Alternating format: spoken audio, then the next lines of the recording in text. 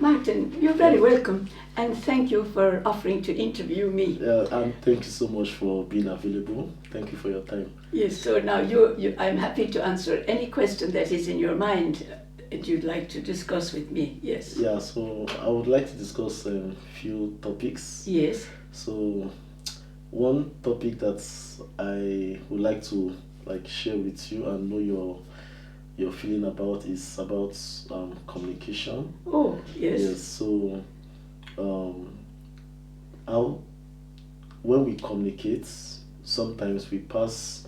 Sometimes it's effective, and Yes. sometimes we are judgmental. Yes, yes. But I would like to maybe start off with some principles or some nice way to communicate that will be effective. Yes, well, I'm very interested in communication, and I like to be able to communicate with people. Mm-hmm. I'm not a technician, I'm not a technical, I never studied communication, but I have a gift myself of being able to communicate. People tell me that I can communicate, but I think myself the first thing to communicate is there is some kind of connection between people. If it's communication one-to-one, Mm-hmm. I think you have to know the person in front of you, like treat them as a person, treat them as an equal, treat them with people that you respect and you like, and you want to know them, or you want to talk, you really like to share with them. I think that's the most essential part of communication. Okay. And I think there's a different kind of communication. There's conversation like this. There's also, if you're trying to advertise or make a government speech or something, it's very different. They are communicating a message. So I think there are different ways of communicating. And I'm wondering if you're just interested in, like me and you talking together, or husbands and wives talking together, or parents and children, or people on the same age group or something. Like there's different kinds of communication. Or are you talking about communication media? So maybe we can focus a bit more on communication in relationships. Yes, very good. Yes, Yeah, that's so, it. Yes. So for example, if maybe my partner wants to give me feedback, Yes, yes, or yes. if I want to give a feedback to Yes, my yes, partner, yes. So sometimes we are in between this scenario whereby we want to give a feedback, but we are not sure how the feedback Will be received. Yes, yes. And so it's not more like maybe in between saying it or not saying it. Yes. Which both have which will be the right thing in the right place. Yeah. Yes. So maybe if we can focus on this to say, okay, I want to communicate maybe something like between partners or husbands and wives or something. Yes, yes. Maybe I think can be done better. Yes. And I would like the other partner to consider. Yes, yes. I think the very first important thing is the tone of voice. I can say to somebody, shut the door. Or I can say, in my own culture, whatever, you'd say, would you mind closing the door, please? Or would you be kind enough to close the door, or something. But I could say, close the door, and it's the same thing, but it's a different tone. If I say to somebody, close the door, I am giving a kind of a command, and it's very different from the tone if I say, please, Martin, would you mind closing the door, or something like this. It's the tone of voice is the first thing, I think. And the second thing is, I think it's what's behind the words sometimes. Sometimes when we know it, I think we know each other. Like in a couple, for example, or colleagues at work or something, we think we know the other person, but we don't really know. And sometimes the bad communication has to do with, it can be do with tone, like how we speak. Mm-hmm. It can be if we know if we know how the other person feels about something, we have to be more careful. It's like sometimes people are very, let's say, if a lady is very house proud, she likes everything to be very clean and very beautiful and everything. Then if you make a remark about the house or make a comment about the house, it's going to hurt in a way that another lady, like her house has children and things are thrown around and it's clean, but it's not like a museum, you know. Yeah. And then she doesn't care. If you say, oh, I almost fell over the rug, you know, or something, she will laugh because it's happening all the time. But if it's a lady like this, is very house proud, and you make some tiny little remark, very simple, very innocent, they might take offense, you know. It depends on what the person, you have to take into account the person we're talking to, how they feel. Okay. Like sometimes in couples or in colleagues or something like this, a person can have a bad day. You know, they can wake up with a headache or they have a worry at home or something. It's a very bad time to say something. So I think the tone is very important. And then the timing. You know, if it's a very important matter, we should wait until people are relaxed and maybe sitting together having a cup of tea or something. And if you want to communicate a message which is difficult, it's very important to say, do you mind if I bring up this topic, or I have something on my mind? Are you able to listen to it now, or have you time now or something? If it's an important thing. If it's not important, of course, we can just say it, you know. But I think you're referring to, let's say, between a couple or partners or something, you want to say something that is important, and you want it to be understood. So I think the tone of voice is very important. The timing is very important. The atmosphere, you know. What usually happens when, as far as I know, when couples are having an argument, let's say, it escalates, you know. Somebody says something small, then the other person answers back, and then that creates a kind of tension, and then it gets more and more agitated or something. So it's setting the atmosphere is very important, and the tone. Yeah. Yes. Yeah. So, but in this, would you agree? Yes, and in this scenario whereby maybe the communication is going downwards, do you think it's nice for one party to say, okay, I think this is not working, this communication is going down, let's pause, Yes. maybe reflect, Yes. and then come back to discuss it. So would it sound offensive to the other partner to make it seem like, oh, at this point you don't want to discuss anymore? You know, I think not only individuals are different, but cultures are very different. For example, I come from Ireland, and we were very bad at telling people the truth, you know. We always had the expression, I wouldn't like to hurt him, I wouldn't like to offend her. And so we don't say what is inside. And sometimes then it can be bad because people will say, but you never said, you know. In other cultures, they're very direct. They say something and you expect that's what they mean, you know, that's what they're saying. But we have a way, like it's a kind of a way of smoothing relationships, but in other cultures they would find that not good. They would say, if you have something to say it. Now you're in Africa and you're part of Africa, you're a particular group. Do you people like to say out the truth, or do they say it in a parable? You know, I lived in Africa too, and our sisters would often say, they would tell you a story, you know, but you had to be able to understand that this is not this story, this is telling me something, and you are supposed to understand. Yeah. So in your among your people now, what is the way that if you want to say something, let's say about understanding each other in the house or something, how would you do it in your people? Well, if it's between like couple, Yes. It's mostly the case that the father, the mother would go indoors and discuss it. I know because in Nigeria, it's usually seen that the man is like the head of the family. So it's expected that if there's some kind of conflict, the wife listens to the husband. Yes. And maybe that's even will bring me up to something I would like to ask you. So in the Bible, it's stated that the man is the head of the family.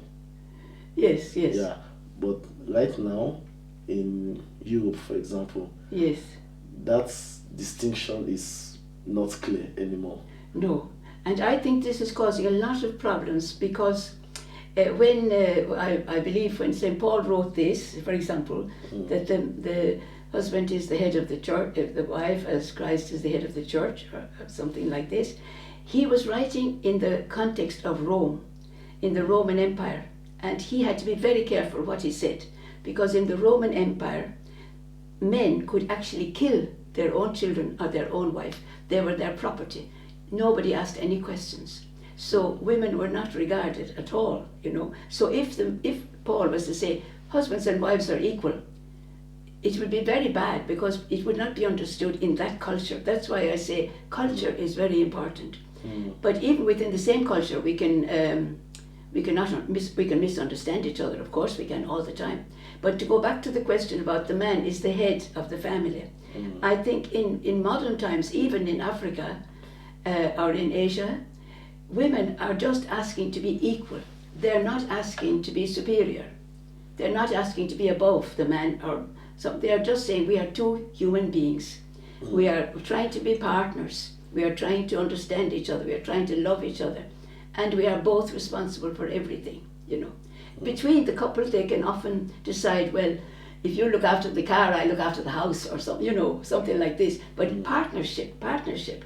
And I think that might be a cause of conflict in couples if there's a misunderstanding that the man thinks that he must make all the final decisions and he must be the boss, you know. And I think that won't work anymore in today's world. No, it was always hard for women, you know, but men didn't understand that. But I'm speaking as a woman, of course. But I know there must be authority. Like, for example, if you're in an office, the manager might be a man or it might be a woman. You might be working in office and your manager might be a man, but your manager could also be a woman. Yeah. And in that situation, you just go along with the policy or whatever it is. Yeah. And in the family, the partners or the husband and wife, they must gently come to an agreement about something. For example, I know some couples, and the mother will say, if the child is going to school, they must be in bed at 8 o'clock because they can't wake up on time. But if the dad comes in and says, and I know of some case of this, the dad comes in and says, oh, let them play, oh, it's early yet, then that's going to cause tension. But for example, if they're a family, the husband and the wife must talk together and say, we must agree on the bedtime, you know. And if you think, you're the mother, you think bedtime is 8 o'clock, I will support you, you know. Or for example, the dad says, I like to take, if the boys are getting big, I'd love to take them to football on a Saturday. And say, fine, just, you know, we can agree. You can have them on, you take them on Saturday, you take them out as long as you like, and we'll agree. Yeah, but these are like more small issues. Yes, How about like more serious issues like where to live? Oh, yes. So, for example, the man says, okay, I want to be in this country. Yes, and then the wife says, no, I want to be in this country. So these are more bigger issues. Yes. Given that, okay, the husband listens to his wife, the wife listens to her husband, but ideally, as a couple, they should be together. So at this point, if both are seeing themselves as partners, as equals, which is fine, but their view or their decision on where to live is kind of different. Yes, I understand. Couldn't there be like one overriding? I understand. Yeah. So how would it be resolved if both see themselves as complete equals? I think and both wants to keep on to their stand. I understand, and I think in a couple there has to be sacrifice, you know. But it could easily be the husband is sacrificing too. But I know that, for example, I have 2 nephews from Ireland living in Australia, but their partners are from different parts of the world, so somebody has to sacrifice. Like I have a sister married in the States to an American, and she sacrificed going home to Ireland. She wanted all her life to go back to Ireland, but it wasn't good. There wasn't enough work at that time, and so she sacrificed. She said, I want to stay with my husband, and they moved many times, and she had to move every time he moved, not because she wanted to move, or not because he insisted, but because she wanted to keep the family together, and she wanted to be with him, and she made the sacrifice. But sometimes it's the husband that can make the sacrifice. It doesn't always have to be the wife that sacrifices herself to go to a place. Very often women will move with their husband's job. I've seen it in my own family. The husband moves but there's always sacrifice in marriage, always. Yeah. There always have to be. Yeah, and we also agree that in the decision making, sometimes each party is coming with their reasons. Yes. Okay, so how do you deal with the case whereby it's like the reason or the logic, it's more emotional in one decision and it's more logical in the other decision? So Yes. I'll give an example. Yes. Maybe in the example I gave on where to live. Yes. Maybe the man wants to live in a particular country just because he feels like this is where he would like to be, or maybe because he wants to be better opportunities to, for children or work or something like this, yeah? Well, that's even more logical, but Yes. I'm more focused on maybe he's concerned with something emotional. Yes. Why maybe the partner, maybe the wife is like, let's stay in this country because it's more safe, there are more Yes. opportunities, Yes. and bringing up like more, in my mind, logical reasons. So how do you manage it? Yes. Actually, you're raising a very important aspect with communication. And I know, for example, this is what the psychologists tell us, for example, that some of us are head people. We make our decisions with our head. Some of us are heart people. We make decisions with our heart. Yes. And some of us are gut people. They like a kind of instinct. So the person who has a head, like this, all these three are very good. And none of us is actually altogether head with no heart and no feelings. But if you say all of them are very good. They are. But so this is the very important thing. For example, if I'm a head person, I can see the logic of everything. I can see why makes sense. It's common sense. It's logical to do this and do this and do this. But the logical person is sometimes not taking into account even their own feelings because they're making decisions from their head. Then you have people with their heart, and they will say what is the most loving thing to do, the most kind thing to do, the most generous thing to do. And it might not be the most logical, but from their point of view, it's more important that it's a loving thing or a generous thing or a giving thing rather than head. And then other people, I think I'm the third type myself, gut. That means a kind of instinct. You can't give any reason, but you have a feeling. You have a feeling. Your gut feeling. This place, you have a gut feeling that this is not a good place to live. I can't tell you why, but I feel, for example, I feel when I walk down this street, I feel something not very safe, or there was never a crime in this place. I never heard that there was anything bad happening, but I have a gut feeling. Or if like, your intelligence is in your body, as well as in your head. And your body can also react. And it reacts an awful lot. And this is one of the biggest problems of communication. Because I was doing a course recently, giving a course on the Enneagram. Okay. Yeah. Now, I asked the people, I'm sitting here, and I look over there, and I see two pictures and a wall and a door. Now, what can you see? What can you see, Martin, when you look over here? It's a blank designer's wallpaper. And a lamp or something? Or yeah, I can see the lamp and I can see the wallpaper. Now, keep looking at me. I see two pictures on the wall, and there are two pictures on the wall. And if you're looking here, you say, there are no pictures on the wall. And you say to me, there's a lamp, there's a chair. And I say, there's no lamp over there, there's no lamp. And we will never agree until you go to sit where I was, and I go to sit where you are. Yes. And now I say, Martin, what do you see? I see two pictures. Yes, and I see you and I see a lamp. Yeah. So I think this is part of it. This is the biggest problem with communication. I see my view, and I'm so convinced that I am right. I mean, I'm trying to be logical, I'm trying to be fair. I'm trying to be objective. And I have all my reasons, and they're perfectly valid reasons. You can say... Yeah.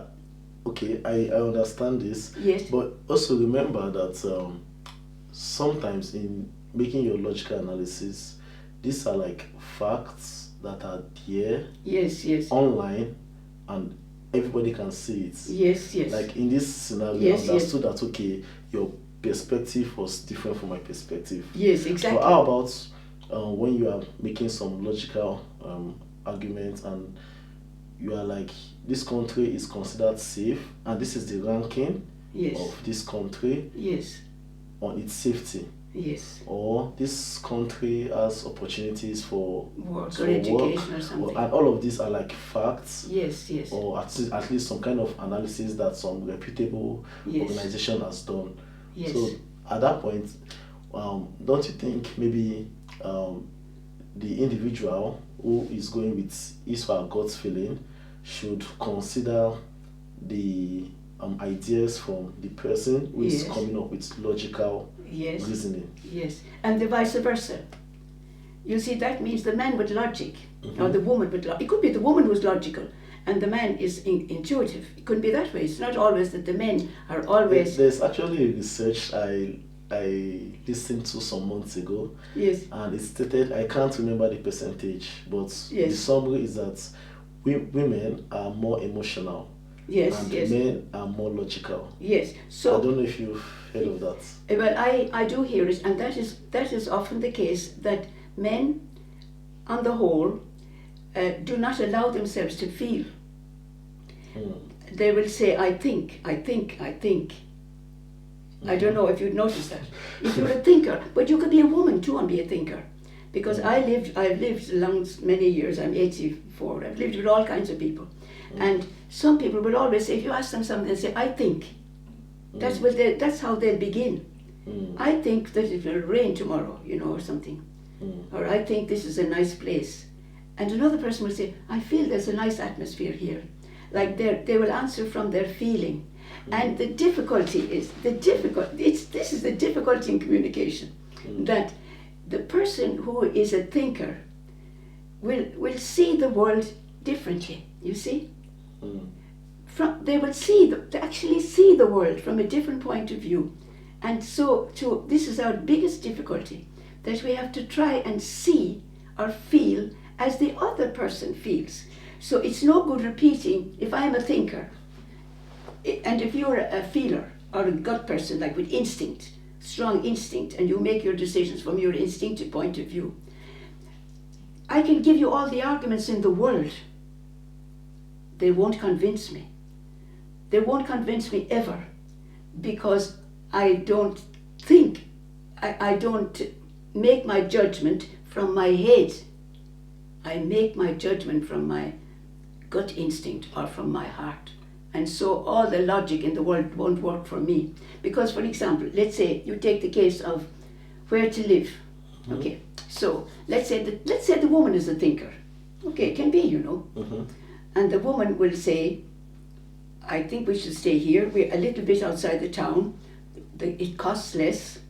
That's argument, of course, now again. That's a logical argument. It costs less, or it's nearer, or something like this. But she will have a feeling that it's good for the children to be out in the country. They will have fresh air. They will have freedom. They can run around.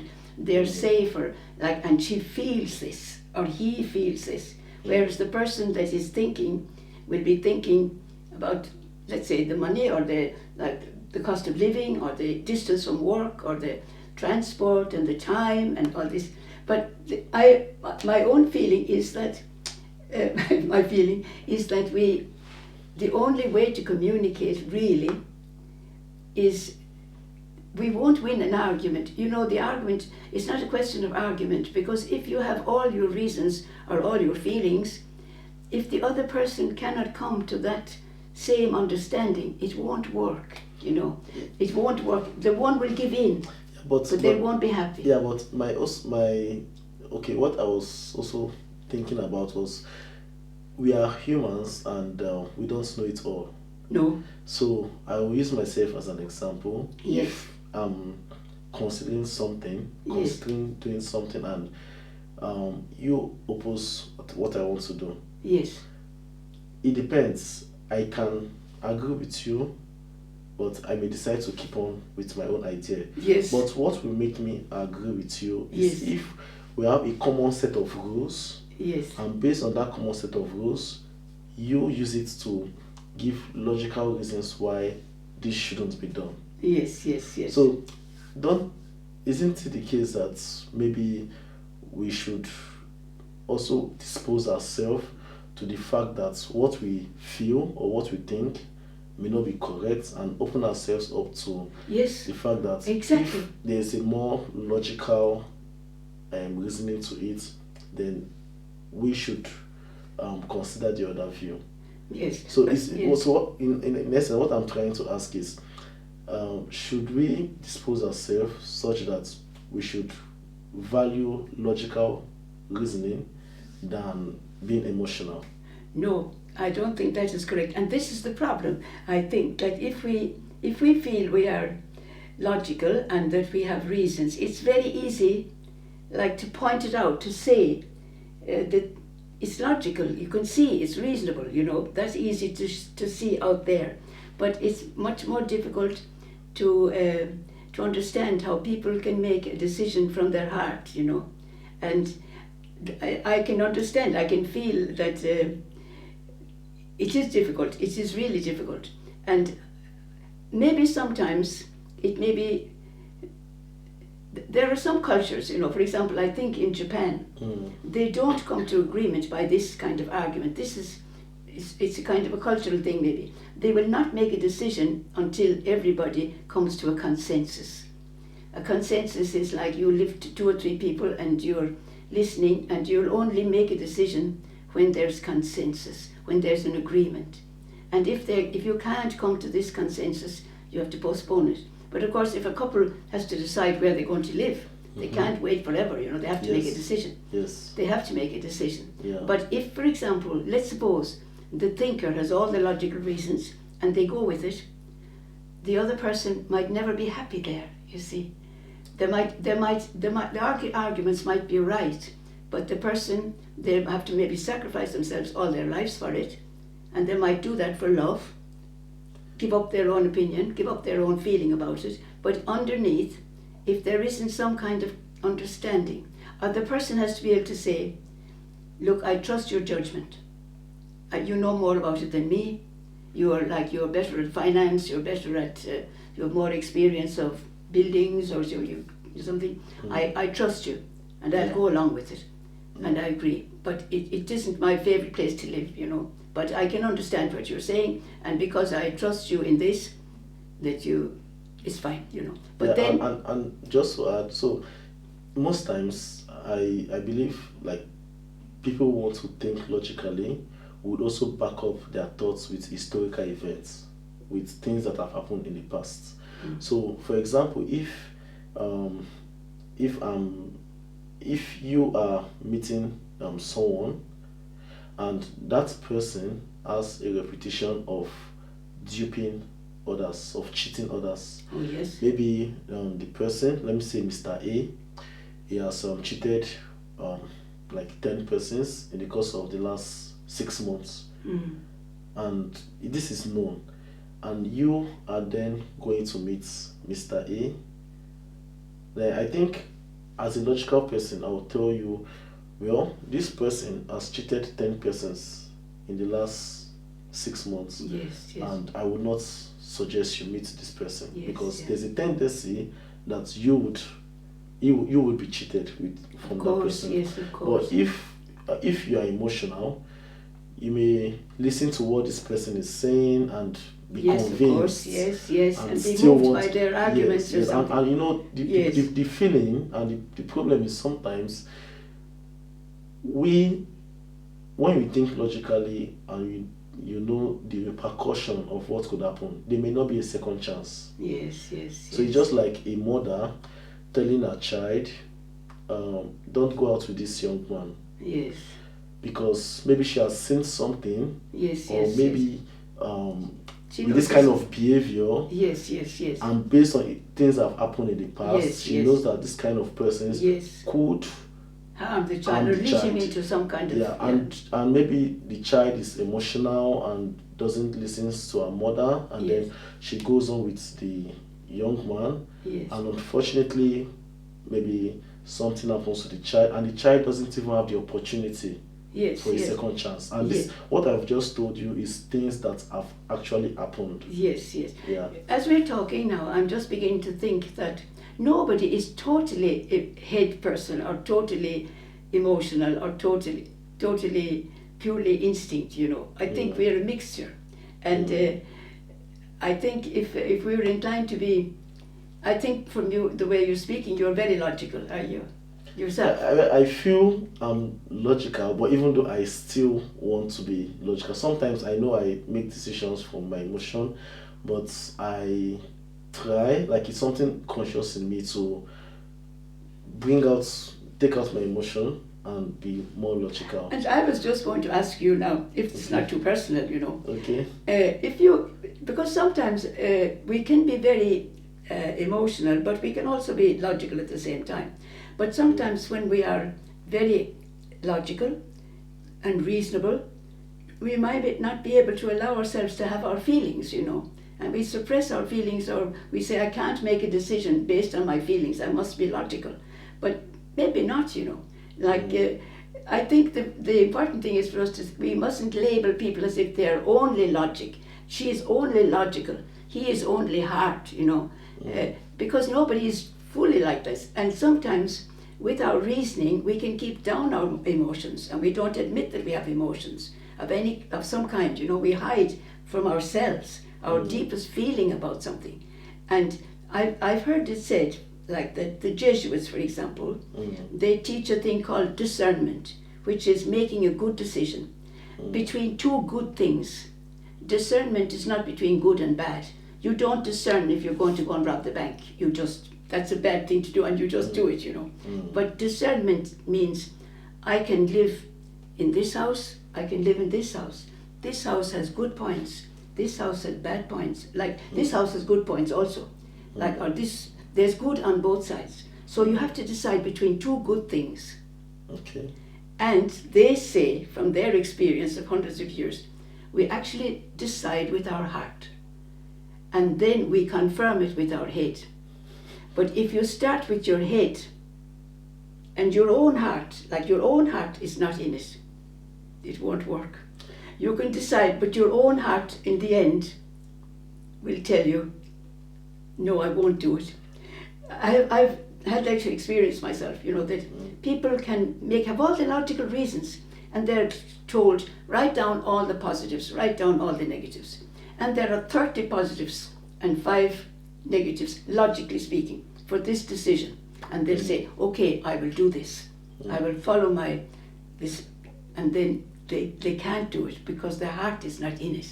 But I feel if you are applying logic and you really believe in that logic, and the logic is sound, then you would also know that even if I had gone with my emotion, there is a probability that what I'm trying to avoid would happen. You don't seem to trust emotion at all, do you, Martin? Well, I trust more logic, so I'll give a very practical example. Yes. Okay, so right now we're in the Czech Republic. Yes. And once in a while I check the crime rate, which it's fair. It's not as high as some other places. And I imagine traveling to another country. Yes. And just because of the fear of what I have seen in the news over the last few weeks or the last few months, I know fully well that I could be walking and someone just points a gun at me, or I could be walking and someone stabs me. So even though I would want to be in that other country because maybe I feel the temperature is nicer, or I feel I have more friends there, but I know that it's literally not safe based on historical events. And maybe this again now, you see, for example, I don't want to make this personal because we want to talk in general, but still it's easier to talk about practical things, isn't it? For example, you change your language and you say, there's fear, you see. So sometimes we might think it's logical, but actually it's our fear is helping us to make the decision. Or it could be anxiety about something. And we think we're being logical, but actually, I'm actually acting out of my fear. I'm afraid, but I don't want to admit I'm afraid. Or I've had bad experience of being attacked or violence or something, like a war country or something like this. And my whole self is like afraid or anxious. And I say, deep down, I could never be relaxed there because it can explode into violence any time, you know. So, but then I'm saying I'm being logical, but actually I'm thinking of my fear. It's my fear is governing me. And this is the thing. Emotions they're not all bad, you know. The emotions are not just something like this. Emotion is fear, deep fear, or anxiety, or like we have many, or love. You know, it can be like a mother, for example, she will, or a father too, face any danger to save the child. And it's not logical to go into a burning building, but you will go there if your baby is inside, you know. You will act out of your instinct. Or for example, I've heard people, they see somebody drowning, they don't know them at all, but their instinct is to jump into the river and try to pull them out. Okay, but this is a very good example. So yes. If I cannot swim, yes, and I'm in a place where someone is drowning, yes, now literally I cannot swim. Yes. If I'm very emotional, because I can't see someone like drowning, yes, I would enter the water in a bid to save the person. You will.